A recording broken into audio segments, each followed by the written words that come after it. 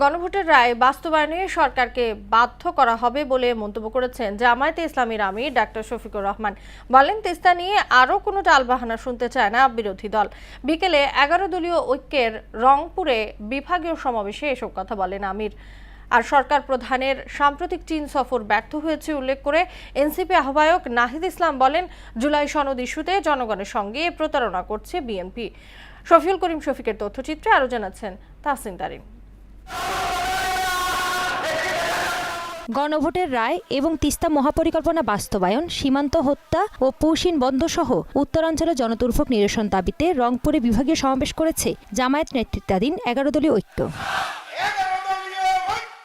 বিদ্যুৎ পরিস্থিতি, অপ্রতুল্য কর্মসংস্থান সহ দেশে বিদ্যমান নানা সংকটের কথা উল্লেখ করে এনসিপির আহ্বায়ক ও বিরোধী দলীয় চিফ হুইপ নাহিদ ইসলাম বলেন, গণভোটের রায় নিয়ে জনগণের সঙ্গে প্রতারণা করেছে বিএনপি। চীন সফরের অর্জন হচ্ছে শূন্য। চীন সফরে আমরা এই তিস্তা মহাপরিকল্পনা নিয়ে কোনো কমিটমেন্ট পাই নাই, আমরা রোহিঙ্গা প্রত্যাবর্ষণ নিয়ে কোনো কমিটমেন্ট পাই নাই। ফলে দেশে যদি জাতীয় ঐক্য না থাকে, তারেক রহমান পৃথিবীর কোনো দেশ থেকেই কোনো ধরনের সাহায্য পাবে না।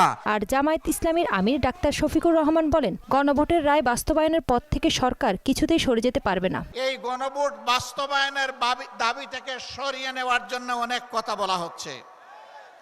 পরিষ্কার কথা, আমরা জাতির সাথে বেইমানি করতে পারবো না। গণভোটের গণরায় বাস্তবায়নের মাধ্যমে ফ্যাসিবাদের কবর দেয়া হবে ইনশাআল্লাহ। তিস্তা মহাপরিকল্পনা ইস্যুতেও সরকারকে কঠোর বার্তা দেন তিনি। তিস্তা নিয়ে বর্তমান সরকারি দল অনেক ভালো ভালো কথা বলছে, আর নির্বাচনের আগে জাগো বাহে তিস্তা বাঁচাও এই আন্দোলন করেছে, কিন্তু তিস্তা নিয়ে এই বাজেটে 10 টাকারও কোনো অ্যালোকেশন নেই। দ্রব্যমূল্য ও দুর্নীতি প্রসঙ্গে জামায়াতের আমির বলেন, বাজারে গিয়ে মানুষ কষ্ট পাচ্ছে, এই বিষয়ে অবশ্যই নজর দিতে হবে। তাহসিন তারিন, মোহনা সংবাদ।